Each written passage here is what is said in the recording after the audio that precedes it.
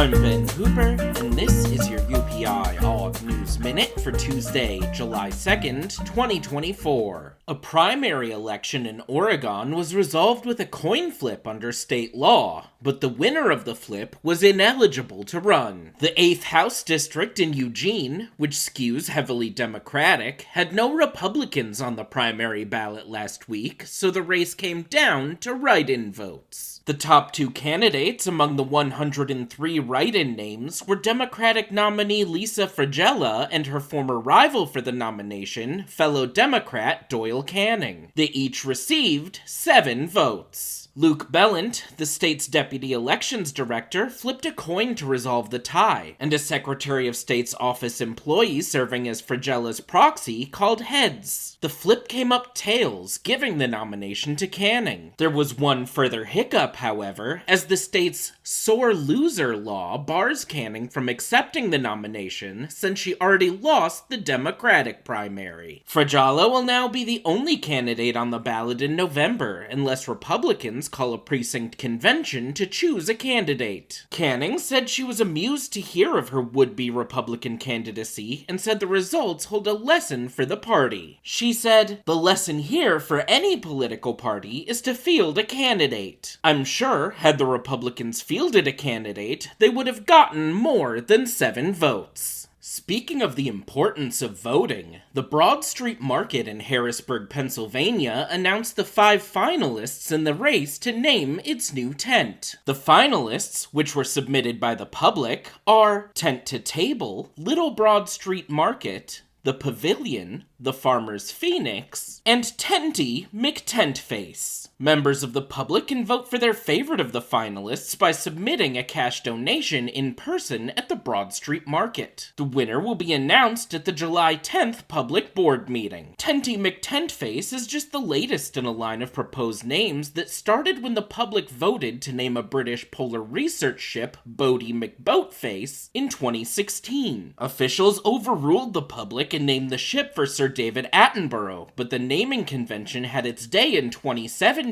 when Swedish transport company MTR Express asked the public to name its new train, and 49% of the vote went to Trainee McTrainface. For these stories and more national, international, sports, entertainment, science, and odd news from United Press International, visit UPI.com.